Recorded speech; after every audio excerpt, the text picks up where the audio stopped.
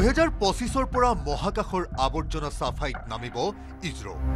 ইয়াৰ লগতে মহাকাশতে এতিয়াৰে পৰা আন বহু কাম সম্পন্ন কৰাৰ পদক্ষেপ গ্ৰহণ কৰিলে ইছৰোৱে। দেশবাসীলৈ ইছৰোৰ নৱবৰ্ষৰ উপহাৰ। ইছৰোৱে মহাকাশলৈ প্ৰেৰণ কৰিছে স্পেডেস্ক। ভাৰতৰ বাবে এক গৌৰৱৰ ক্ষণ।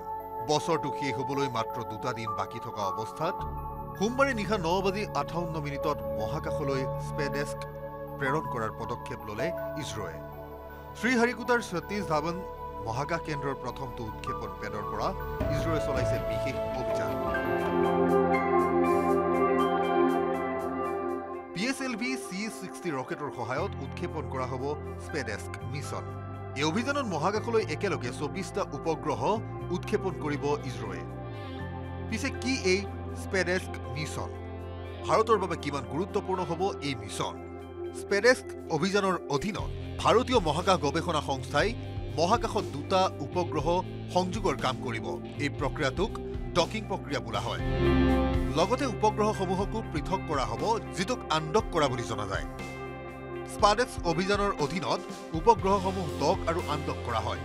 বৰ্তমান কেৱল আমেৰিকা, ৰাছিয়া আৰু চীনতহে এই প্ৰযুক্তি আছে। ইয়াৰ সফল পৰীক্ষণে কেৱল ভাৰতৰ নাম ইতিহাসৰ পৃষ্ঠাত লিপিবদ্ধ হোৱাই নহয়, ই ভাৰতীয় মহাকাশ কেন্দ্ৰকো সহায় কৰিব।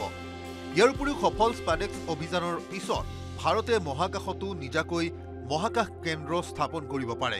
ইয়াৰ লগতে ভাৰতৰ বাবে চন্দ্ৰযান 4 মিছনো বহু পৰিমাণে সহজ হৈ পৰিব, যাৰ দ্বাৰা মহাকাশত উপগ্ৰহ মেৰামতি কৰা, ইন্ধন ভৰোৱা আৰু ধ্বংসাৱশেষ আঁতৰোৱাটো ইছৰোৰ বাবে সহজ হৈ পৰিব। PSLV C-60ৰ পৰা আৰম্ভ কৰা হ'ব স্পেডেস্ক অভিযান। ইয়াৰ বাবে 2টা উপগ্ৰহ মহাকাশত উপনীত হ'ব আৰু মহাকৰ্ষণ বলৰ অনুপস্থিতিৰ বাবে 24 ঘণ্টা 2টা উপগ্ৰহ ইটোৱে সিটোৰ পৰা 20 কিলোমিটাৰ দূৰত্বত থাকিব। ইয়াৰ পিছত বিজ্ঞানীসকলে মহাকাশত কিছু মাইক্ৰগ্ৰেভিটি পৰীক্ষা কৰিব পাৰে। এই পৰীক্ষাসমূহ প্ৰায় 3 মাহলৈকে চলিব পাৰে। মুঠ 24টা পেলোড পয়েমত গৈ আছে। ইয়াৰে 14টা পেলোড ইছৰো আৰু বিজ্ঞান বিভাগৰ, বাকী 10টা বেচৰকাৰী শিক্ষানুষ্ঠান যেনে কলেজ, ষ্টাৰ্টআপ আদিৰ। মুঠতে স্পেডেস্কে ভাৰতীয় মহাকাশৰ ইতিহাসত এক নতুন যুগৰ সূচনা কৰিব। Bureau report, news 18 Assam north east.